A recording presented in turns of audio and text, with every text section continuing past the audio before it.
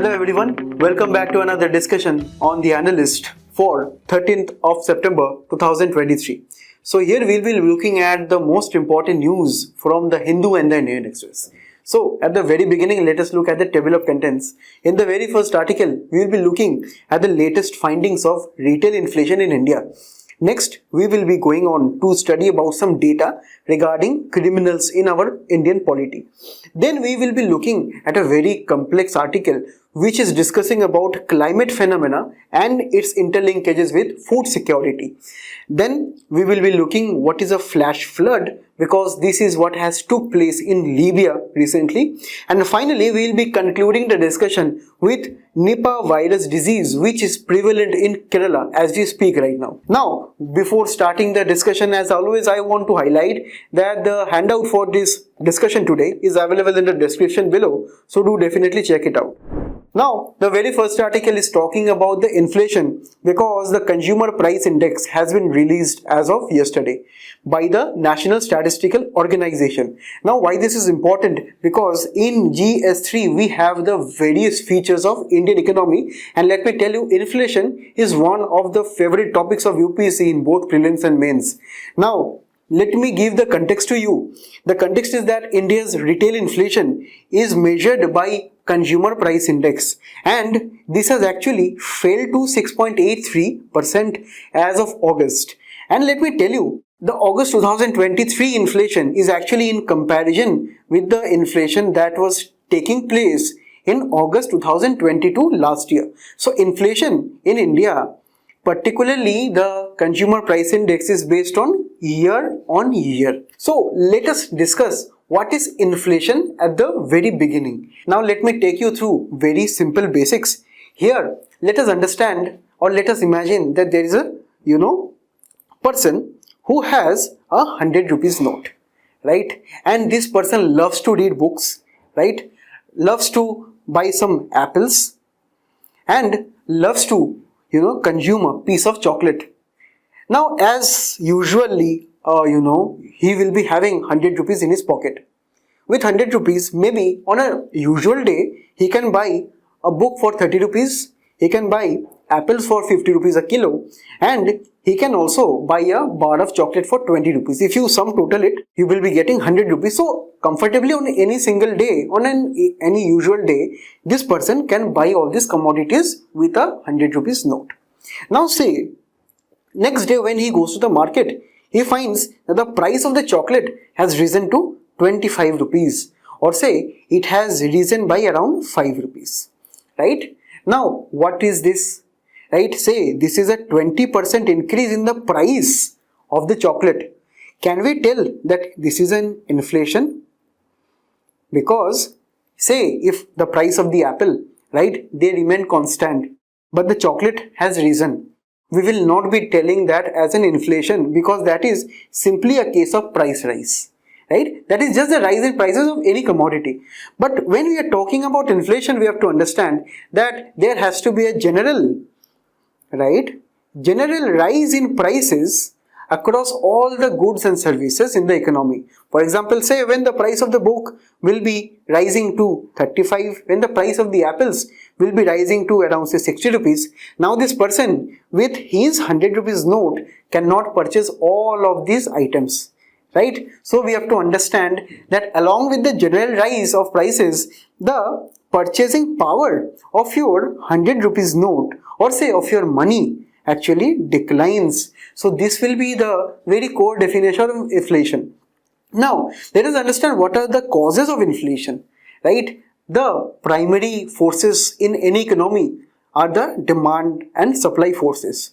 Demand forces are actually based on the consumers, right? Because consumers demand several goods and services, and who supplies them? It will be the firms, it will be the companies who will be supplying the goods and services. So, inflation will be generally taking place either when there is too much of demand from the side of the consumers, which is actually known as demand pull inflation, Or inflation can also happen when supply is actually very low in the market, or say limited in the market, which is actually known as cost push inflation. So without going into too much details of the causes of inflation, which have been discussed in previous analyst sessions also, let me tell you whether inflation or how much inflation is actually good for our Indian economy. See, we have to understand that at least some portion, or say a little price rise, is essential, because say an inflation of around 2% will be actually motivating the firms to keep producing more. And if firms say keep producing more, they will be say boosting their production, right, more. They will be say rising, increasing their investments, and this will be leading to what? More and more employment in the country, and this will be leading to increase in the GDP. But we have to understand that this increase of 2% may not be always the same case across all goods and services in the economy. It can be sometimes that the inflation is rising at 10% across all goods and commodities. Now we have to understand here, this is not good for the economy. And that is why our own Reserve Bank of India and the Government of India in consultation, right, they have come up with a very safe range of inflation. That is 4 plus minus 2% of inflation is actually tolerable within the country. That means any inflation that is in the range of 2% to 6%, this is actually comfortable for our country.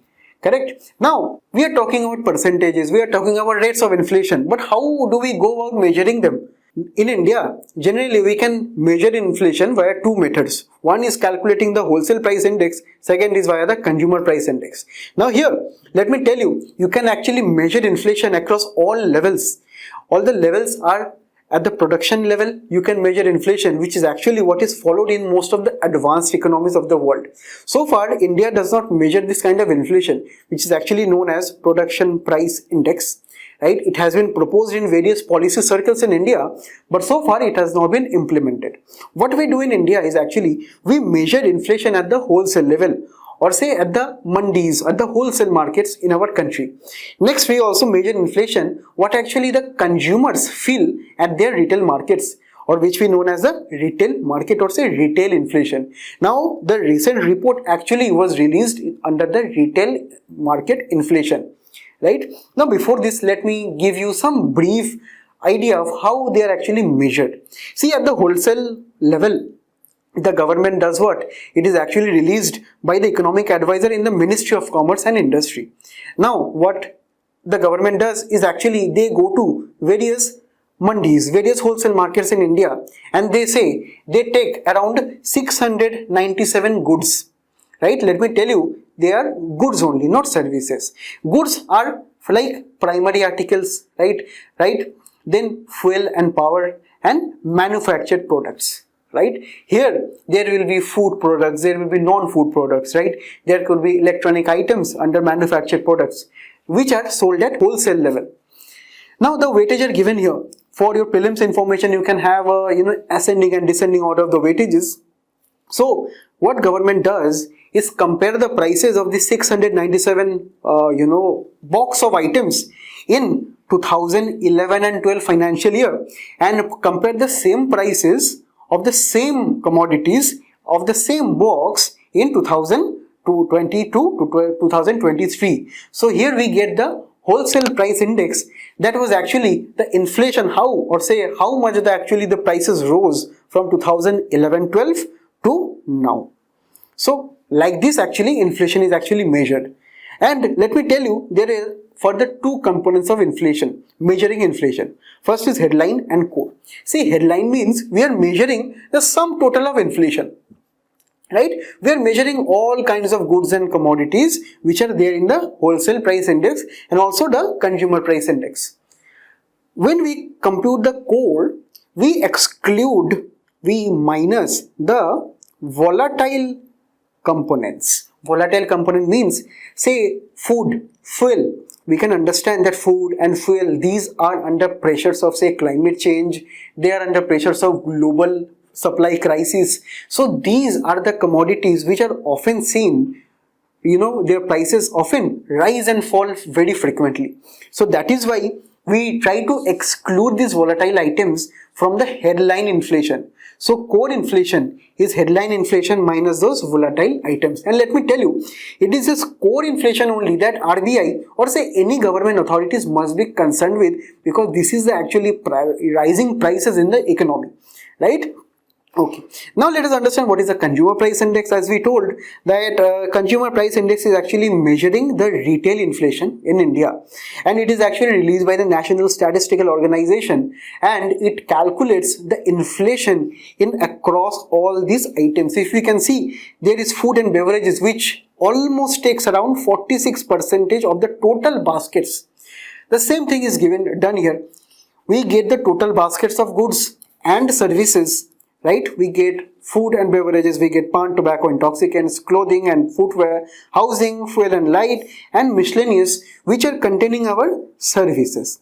Mind you that CPI is only, calculating the services, while the WPI is not. So you have to understand these small intricacies for your prelims. Now here what is being done, we are taking the same basket of commodities in 2012 for CPI, which is our base year, and we are comparing the same basket of commodities, the same prices in 2023. So like this only we are getting the rise of prices, right, across the retail markets. So this is the CPI. And let me tell you, in India we have rural CPI and urban CPI. If you note, the same baskets that are used in CPI, or I can tell it's CPI all India, the same thing is actually used in CPI urban and CPI rural. But you can see, while the rural and urban CPI is containing the same list of items, the weightages that are given to say food in rural area is more than the urban. You can ask me why. Say the housing weightage is not at all given in rural areas, but it is given in the urban areas. So there are some differences, because you have to understand the consumption habit, the lifestyles of rural and urban people are different. For example, say in rural India, most of the rural families have their own houses. So they do not have this concept of renting, right? Or say they have very scarce idea of renting, where if you go around in say lanes of Delhi, Mumbai, Chennai, Kolkata, so these are the cities where most of the people you can see are from outside the city itself. So they need houses to live in, right? So these are the small differences. And even in rural areas, we can understand that people actually earn less than the urban people. So that is why the percentage of income that they will spend on food will be more than what the urban people will be spending on food, because they have higher incomes. So these are the minor differences you have to see from the rural and urban inflation. Now why I am telling all these details, because from the next slides it will be very better for you to understand what is going on. Now here let us understand the August CPI findings. See, retail inflation in India was actually since 2019 has been a very volatile thing. It is increasing, decreasing, in a very erratic manner. Mostly say during the COVID crisis, right, we have seen a period of inflation and deflation at the same time, right? But we have to observe that while we discussed in the very beginning that RBI has a inflation tolerant band of 4 plus 2 and minus 2%, inflation in India has kind of breached, say, as of 2023, the 6% mark. That means India or say RBI have to strictly control inflation in India as of now, right? So we have to understand that for most part of the time of say 2022, 2023, inflation has kind of remained above RBI's targets. So it is a very serious thing. And also consumers' sentiment towards rising prices must have also need to be factored in. Now if we can see, from August 2023, right, or before that, the inflation is actually on a decreasing trend, because according to some economists, this has been accorded to decrease in the vegetable prices. As we can see from the green curve here, this is the vegetable prices trajectory of prices. So if we can see, this is a very volatile trend, and if we can remember in the beginning of January 2022 to around say April to July, we have seen the prices of onion, the prices of tomatoes, right, rising astronomically, right? Even some of the vegetables prices have been rising astronomically. So that is why from a high of around say touching 8%, India is right now seeing decreasing inflation of say vegetable. Now this 8% is the CPI combined, right? So we have to understand the prices are right now slowing down or inflation is coming down. Now here on the inflation side, looking forward, we have to understand that the inflation that we are seeing right now, right, is majorly due to food inflation. If we can see, the core inflation for August is only 4.8%, which is quite comfortably within RBI's limit, right? But we have to understand, if we calculate or if we factor in food prices, which are very volatile now, the inflation is rising. For example, food inflation actually decreased in India to around 9.9% from a high of 11% in July, right? But it is still high. Then country's inflation level is expected to be remaining above 5% for the very, till the very first quarter of the next year. So we have to be very vigilant. Even the RBI has to step up its policy rates, right? Even it has to maybe keep repo rates unchanged or say increase in the coming months. Then the urban CPI actually slowed to around 6.6%, and rural inflation also slowed. So it is a good sign that both of the urban and rural areas are seeing slowing inflation. Then India's industrial output also increased in July. So this is a positive sign for the industrial, side. But on the same side, we have to see that if the industry is producing more, and hence the IIP is also, or say industrial output is also increasing more, who will buy them? The consumers, right? But on the other hand, Center for Monitoring Indian Economy, or CMIs, who have a report known as Economic Outlook, they are saying that the consumer sentiments or the intentions of consumers to say buy new TVs, new ACs, bikes, right? These items have actually decreased by 1.5% in August. Right now, this is a very depressing story, because if consumers will not buy and if industries are producing more, then this will be leading to something known as inventory crisis, right? Overproduction. This will be leading to deflation. So it is being seen that the rural and urban intentions of the people to buy more and more goods and services, it is falling down. So this is a very tumultuous situation. Then also the families' incomes are actually falling. Around 30% of the families, they expected that in the near future their incomes will be stagnant according to this report. So their sentiments, their expectation, you have to factor in. But again, sentiments can be changed with good government policies and effective monetary policy. So on a concluding thought, we have to understand that while the inflation is decreasing, it is still outside RBI's toleration band of 4 plus minus 2%.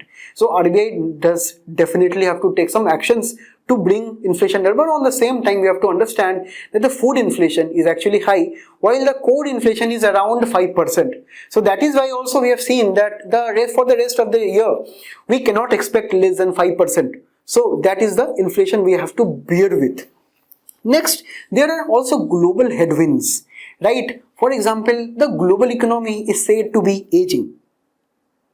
Aging means that developed countries like the US, Japan, the Western European countries, their populations are aging, they are getting old, and hence the demand for say new age items like say bikes, automobiles, right? They are also slowing down. So India has a challenge to face in this slowing global economy, and also major economies like China and even the Western European nations such as Germany, they are also seeing deflation. So India has to navigate these waters in these global headwinds. Then there will be high oil prices, specifically from the Russia-Ukraine crisis which is going on, and also some of the geopolitical tensions that take place between say the Middle East and the Western nations. And finally, there are also issues of climate change that cannot be ignored, and these are the headwinds that India have to combat if they are totally determined to combat inflation. Now the next article is about a recent data that is coming from ADR plus new, right? This is very important for our GS2, because in GS2 we have the functioning of parliament and state legislatures. And let me tell you, Who are the people who goes into these legislatures and parliament? They are our representatives, right?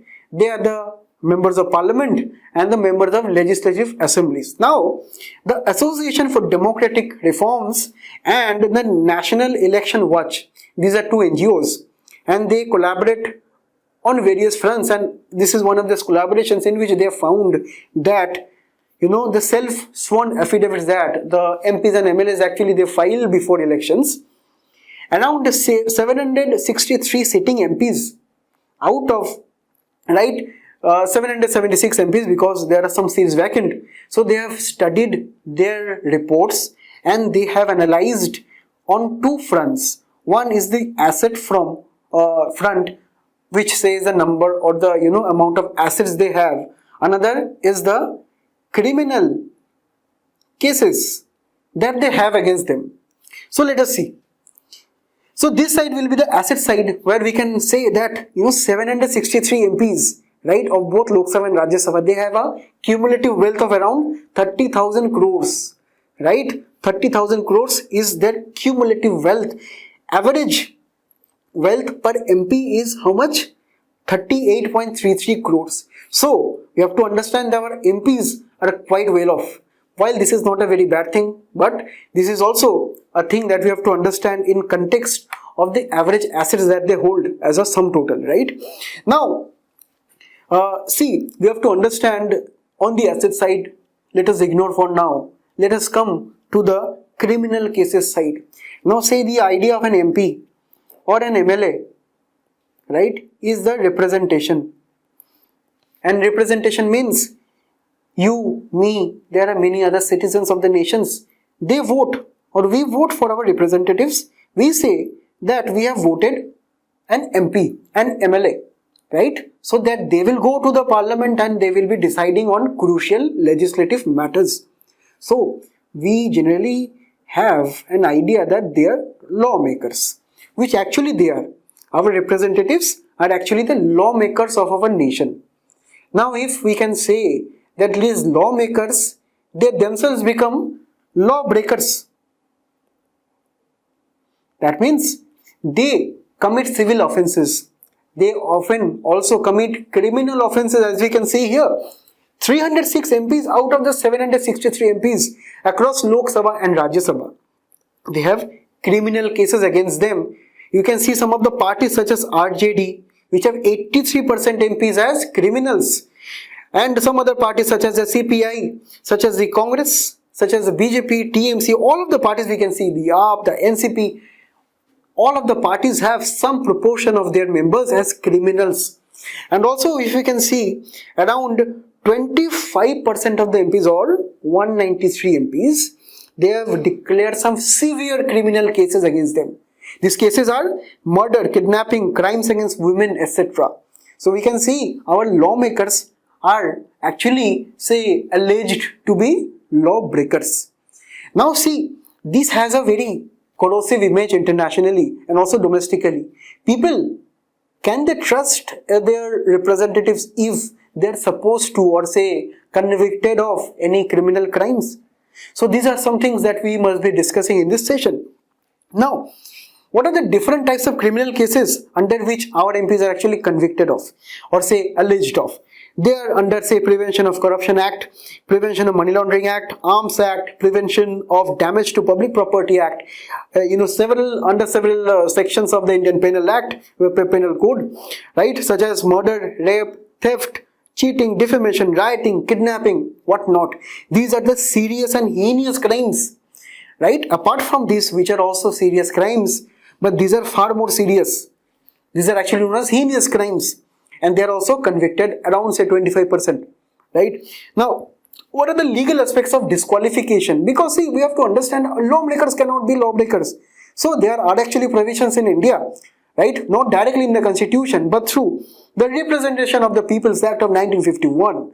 We have a section 8 where it lays the grounds for disqualification of members, and in one of those grounds it is said that any member who is convicted of any offense for 2 years or more, they will be immediately disqualified, right? They will be disqualified. This immediate clause was actually studied in the Supreme Court under the Lily Thomas case, which we'll be discussing in the next slide. So 2 years or more will be disqualifying a member, right, from the legislature. Now under RPA, it is said that under criminal case, right, there will be a conviction, correct? Because in any criminal case or in any case, you have to be charged with an offense, right? Now, in any offense in which you are charged, after that you will be convicted, right? And if that conviction is 2 years or more, then only you will be, disqualified. Okay, so let us keep this in mind. Now, what are the reasons for high criminalization of politics in India?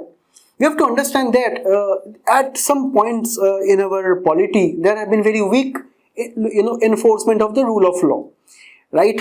Even when some MPs have been charged, they actually use legal loopholes to actually create delays at cases to keep their cases pending, right? So in this way, using money power, using muscle power, they try to evade the jail and conviction hence. Then there are also vote bank politics, and in vote bank politics, often we have seen there have been high deployment of criminals to mobilize votes. Okay, then according to some political parties, they actually say that the winnability, right, or the probability with which a person will be winning an election, that is more important than the background of that individual, because ultimately it matters for the political party to gain majority or say create some alliance. So for that they need more and more MPs and MLAs. So that is why most often the people or say the political parties go with the winnability of the criminals. And also it has been seen due to various mass media, right? There is a mass appeal of these criminal MPs also. That is also very, degrading to say the least. But there is a mass appeal which actually follows some of the criminal MPs also. Then there is also a lack of political parties' responsibility towards transparency. The political parties themselves must be having a very clear criteria of selecting or say giving tickets to any persons, being it a criminal or a non-criminal. So the internal democracy of any party is also compromised in India, And finally, in a survey, we ourselves, the voters, actually said that we must be choosing a person who is getting a work done rather than an honest person who cannot maybe not be getting some jobs done. So we have to understand that we cannot compromise integrity at the cost of getting our job done. But this is what most of the surveys actually talk about.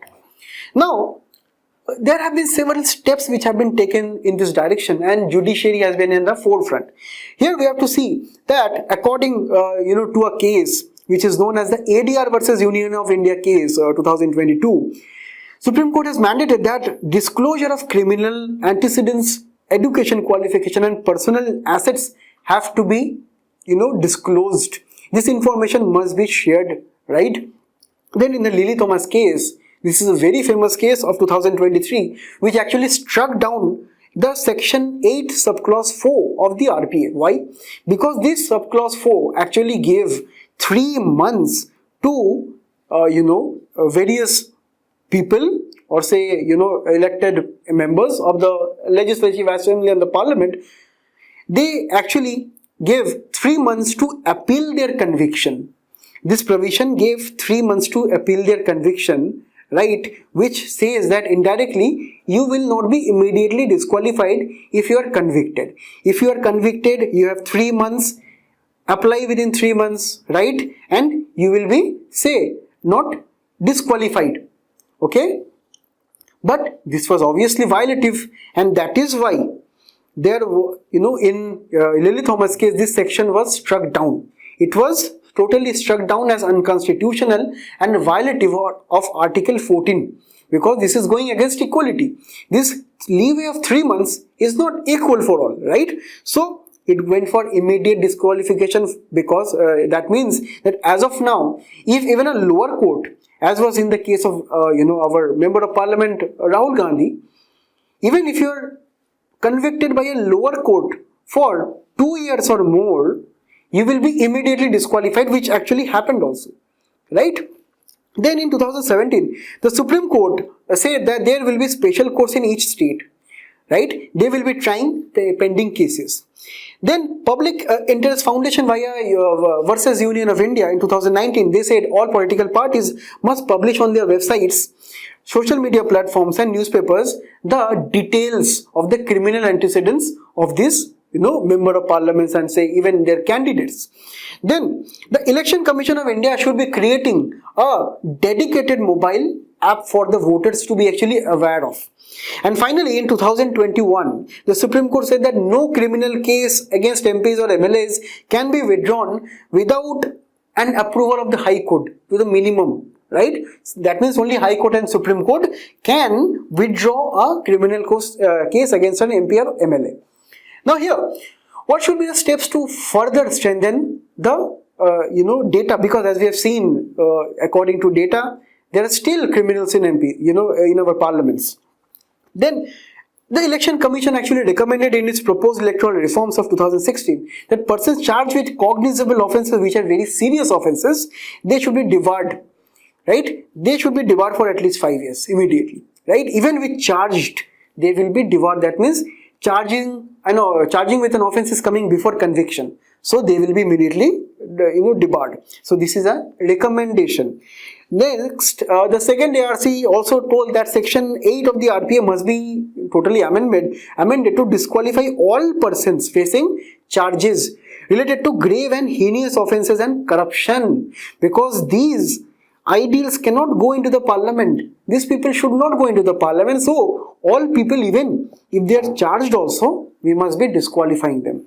Then we must be including the offence of filing false affidavit as an electoral offence under section 31 of the RPA, because this is about withholding information which is totally unlawful and totally unethical, right? Then according to the 179, the report of the Law Commission of India, criminal background people must be disqualified for 5 years or more until acquittal, which is falling on the same ground of the Election Commission recommendation. And finally, it also promotes a very important thing that is known as inner party democracy, which is actually seen in countries such as US and the UK, where the party members are very vigilant about the party leadership, and every member is kind of responsible to everyone via accountability. But in India, internal party democracy, or say inner party democracy, is not witnessed, and this is a very sad state of our democracy. So this also needs to be promoted. And finally, the public awareness must be created, because ultimately the public will be going to vote, right? Every blame cannot be put on the government, the judiciary, or even the political parties. They are not to blame, in my opinion.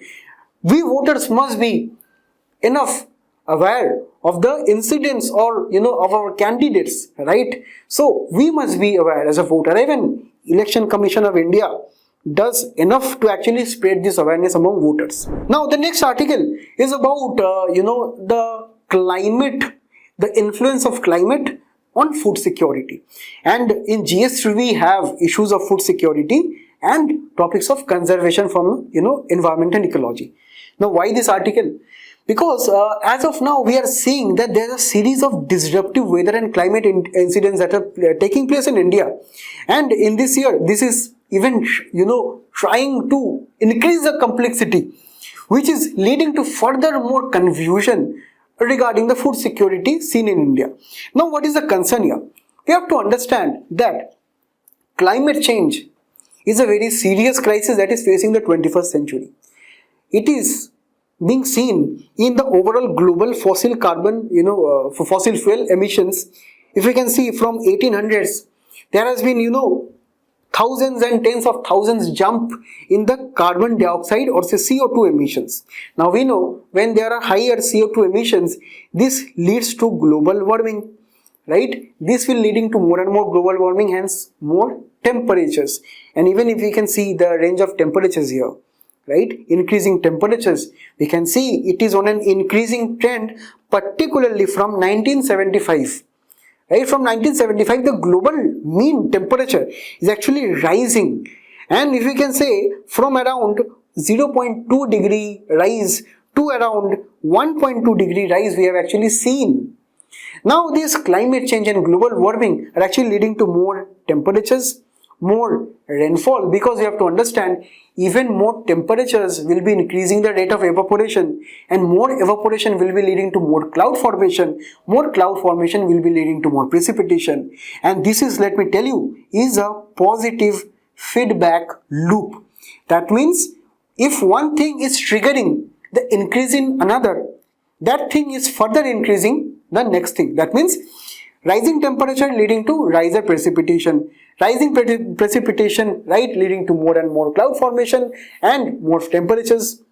Then more and more temperatures are leading to glacial meltdown, right, leading to erratic hydrological cycles, because we have to understand from water, right, to gas, which is actually the cloud formation. This is actually taking place further now, and even due to global warming we have to understand the atmospheric carrying capacity of water moisture, or say moisture, is actually increasing. Why? Because with more temperature the density, or say the volume of air actually increases, because with hot, actually the hot air actually has more volume, and more volume can carry more moisture, and that is why more precipitation. So these are all complex interactions, right, and this is what actually is taking place in the entire world.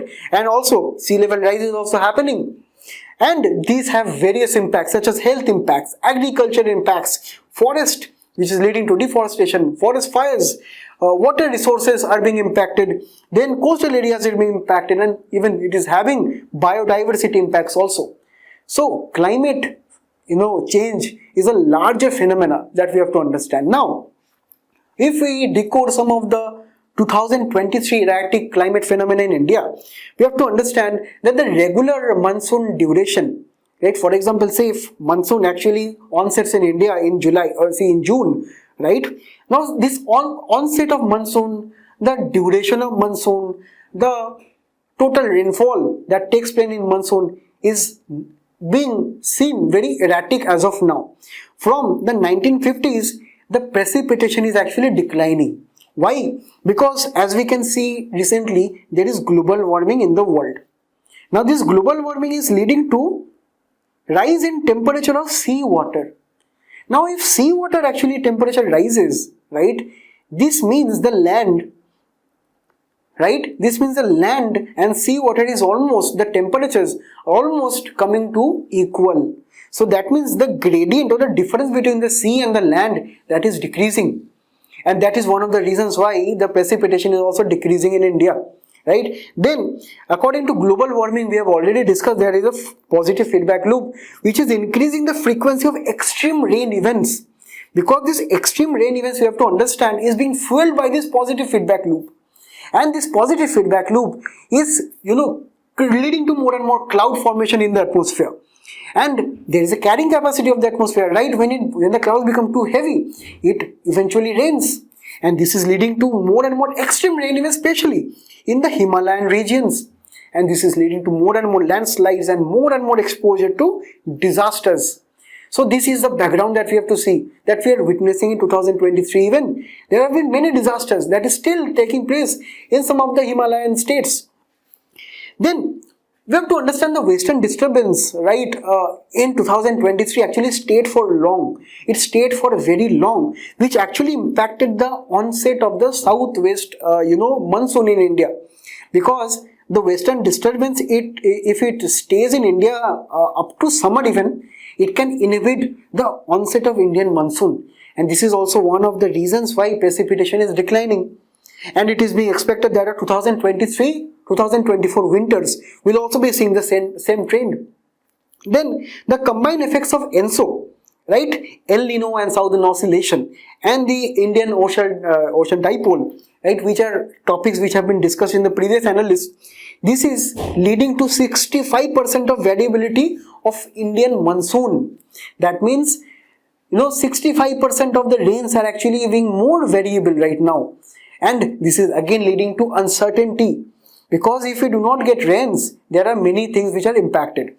And this is actually even further, supposed to impact The southwest monsoon, which was actually say impacted in some minor scale, because August was the month in say decades which received the lowest rainfalls. So it directly did impact, right, our southwest monsoon, and even the northeast monsoon, right, are also said to be impacted in the coming months.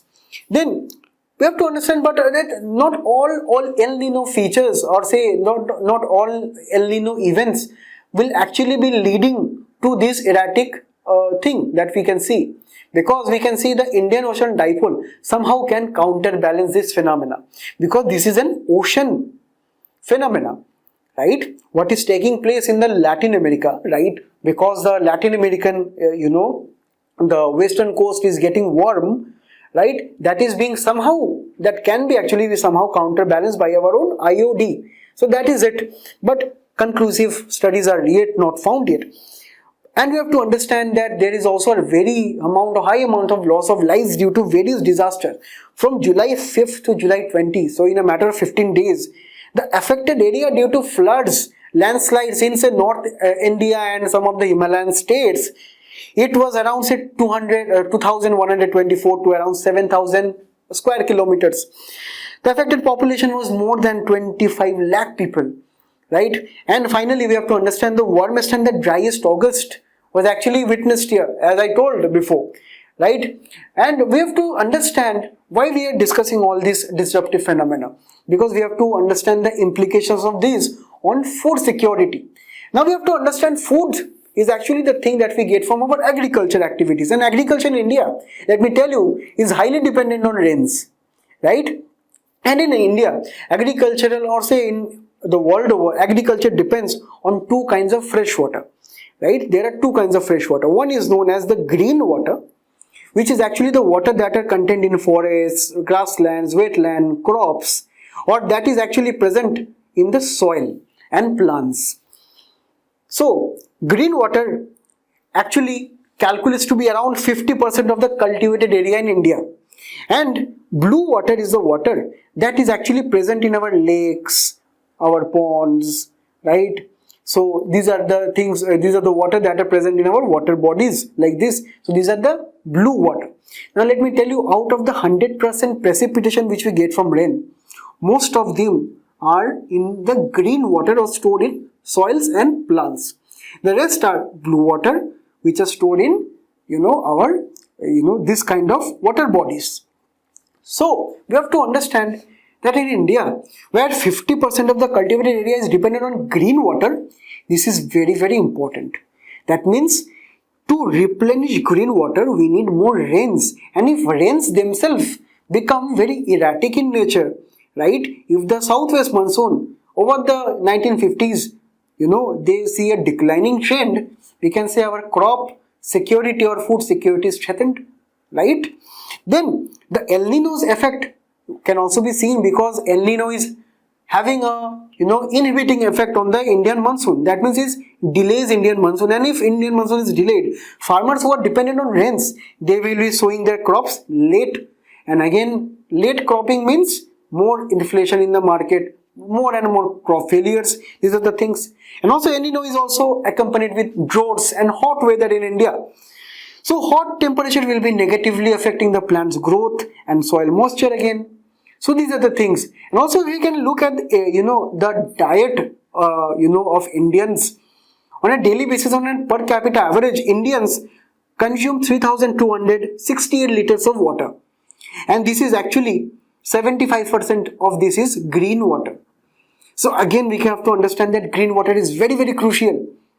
Next, even in irrigated areas, the dominant crops such as rice, they are heavily dependent on water, and rice, actually 35% of the water is green water in rice. Staple food such as tur dal, soybean, groundnut, maize, these are also water intensive crops, and hence again high demand for water, right? For example, say in 2015 to 2016, El Nino, which was supposed to be prevalent in that year, actually declined the soybean cultivation by 28% in India. So we have to understand these are the real effects that can impact our food security. Then also we have to understand the blue water stock, right? In India is also very crucial, because India will be receiving rainfall from the northeast monsoons, right, in the southern India. Now we have to understand that here the fate of the winter crops of the Ravi crops are very important, right, because this will be quoting our overall water security here. And if we consider the Indian states, right, in the central India, such as Chhattisgarh, Madhya Pradesh, parts of Madhya Pradesh, Maharashtra, these are states which do not have high amount of rainfall. And here we can find the top 5 of the biggest river basins in India.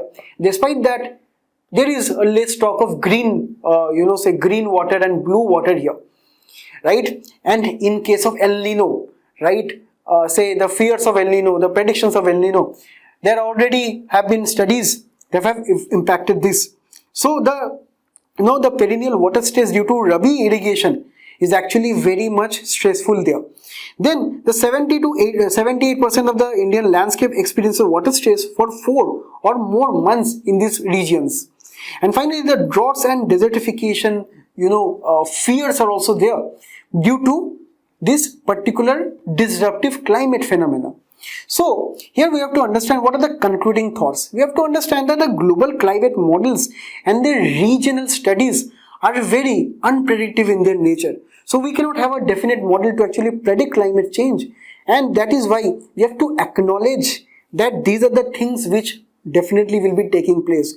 We have to say that there will be more intense, rain, there will be more summer heat, there will be moisture stress, there will be declining monsoon precipitation in the coming years. And that is why we have to keep our mindset, we have to change our mindset like that.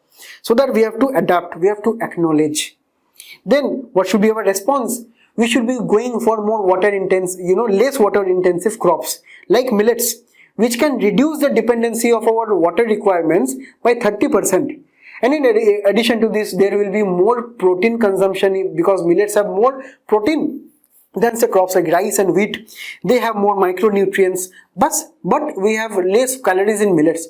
Nevertheless, we should be switching to millets because even G20, right, focused on millets. And even the 2023 year is actually the year of millets also. So let us promote millets and also some crops which have shorter growing cycles, because shorter growing cycles crops will be needing less water, right? Then the government initiatives for food security, for example the PDA scheme, the public distribution scheme, they must be promoted in states equally, right? And in addition, the government must also have a proper precaution because according to studies, 43% of the heavy rainfall in the northeast monsoon, right, they coincided with an El Nino. For example, in 2015, the Chennai flood that totally devastated the city of Chennai, they actually took place during El Nino, right? So we have to keep these things in mind. Now the next article is about the flash floods that led to huge destruction in Libya. And this is primarily a thing that we can study in the preliminary exam of Indian and world geography, where we have to discuss the topic of flash floods. So as many 10,000 people as of yesterday are actually feared dead, and thousands, 20,000, 30,000 actually feared missing due to this severe flash flood. Now let's understand what is a flood at all. See, flood is an overflow of water that actually submerges land that is usually dry over a period of time, right? For example, let us understand the various types of flood. In this way we can understand. Say, there are these coastal floods. These are actually promoted by storm surges. Storm surges, that means these are strong winds which actually lash the coastal waters towards the coast, and these can also be led by tsunamis, by underwater earthquakes, whereas large amount of water tries to overflow towards the land which is usually dry, that is the coastal towns. Now in another type we have the urban floods. For example, in our urban areas we have things such as drains, roads, streets. If these are not properly drained, or if these do not have a proper drainage system, proper ventilation system, where will be the excess water that will be coming from excess drains going to? They will be flooding around. This will be leading to urban flood. Then there is another flood known as pluvial flood. Pluvial flood means all of a sudden there is sudden high increase of rainfall in a particular area.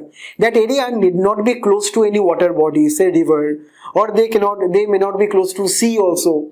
Still, an area such as say, any place in North India which do not have any access to rivers or seas, that area can be flooded due to high amounts of rainfall.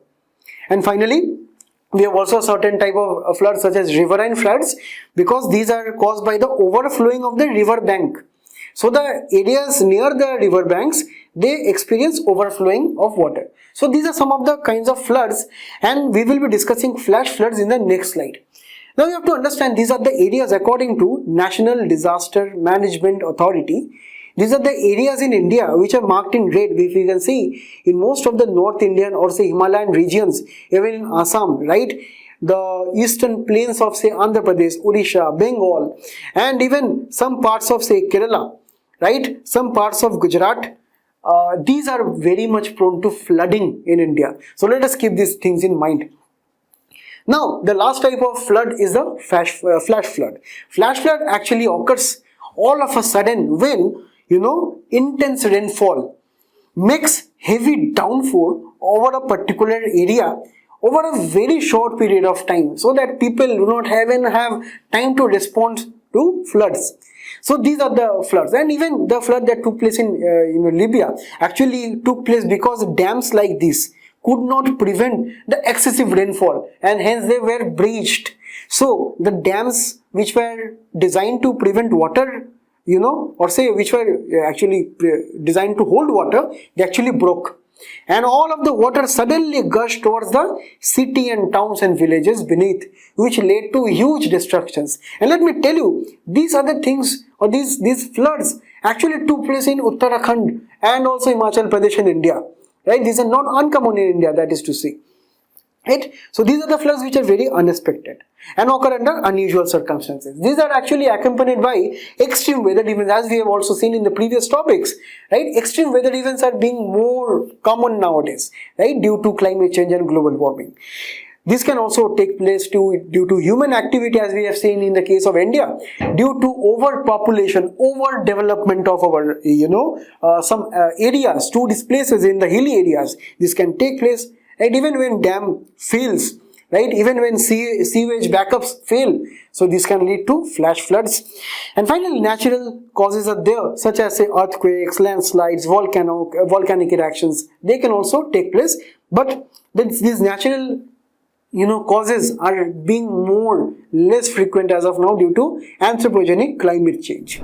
Now the last topic here is regarding the Nipah virus disease. Now the context is that 2 people in Kerala has already died because of this disease, and this is a very serious thing, because these are the diseases such as virus and bacteria which are very contagious, and even Nipah virus, right, they can spread between human beings. So let us study this detail in a very proper manner.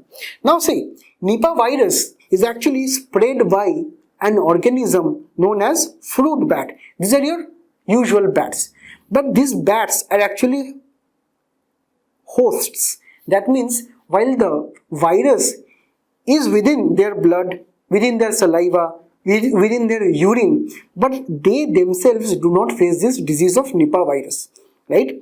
They are actually the hosts, right? They are actually the friends of virus. Now, what happens when this virus, say their blood, urine, saliva, is say sprayed to a pig, right? In this case, right, here the disease spreads. Or say this virus eats an apple, and this apple is eaten by a human being. Or say this bat, while it was drinking the date palm sap of a date tree, and this is a sap which is say extracted by the human beings, it can spread, right? So between animals they can spread if they utilize this saliva, blood and these kind of things from the fruit bats, and animals, human beings also can also consume say some of the bats, or say consume these animals, or say consume this contaminated food, right? So this is a zootonic disease, we have to understand. That means this is actually spread between animals and also from animals to human beings. So this is a very dangerous disease, we have to understand. So Nipah virus disease is a part of the Paramicrovidae family, where the Hendra virus is also coming from. Let me tell you, this is a single-stranded RNA virus, right, which is very, very infectious, and this actually spreads in vertebrates or the organisms which have a backbone. These food bats are the host, right? And we have to understand this transmission mechanism that we have seen here. Now we have to understand these are the countries that are highlighted in the blue borders, which are actually more prone to this disease, right? While we have to understand the spread of Nipah virus is not as rapid as the COVID, right? Because it is kind of slow. The WHO said that while it is slow, the fatality is higher than COVID. That means the fatality ranges from 40 to 75% of the people have actually died if they have this disease, right? Then we have to understand, because it is slow, that is why the Indian government, despite so many outbreaks in the past, they actually were able to contain it, right? So mostly the outbreaks of the disease are localized. So I am hopeful that the outbreak which is right now happening in Kerala will be very, very localized, and they can also be contained very quickly. The symptoms of these diseases are that they are generally kind of having no symptoms. Sometimes they are asymptomatic. These infections sometimes asymptomatic, but some other direct symptoms are acute respiratory infection, then there will be fatal encephalitis, fever, headaches, migraine or say muscle pain will be there, vomiting will be there, sore throat will be there, right? And the virus, to become a particular disease, it will be taking around say 4 to 14 days or say 2 weeks to actually the full disease to take place. Then the diagnosis will be through RT-PCR or the same thing through which we detect COVID. Then the ELISA will be also be deployed. Now as far as treatment is concerned, there is no treatment, because commonly the virus or the viral diseases commonly do not have cure, right? What we can do is becoming very cautious and becoming very preventive. We can limit the spread of these diseases, right? We can say limit touching contaminated surfaces, contaminated or say infected people. In this way, we can also say limit the interactions that we have with animals that are very prone to these diseases. So with this, I conclude today's discussion. Thank you for being a patient audience. I hope you all the best in your preparations. Thank you.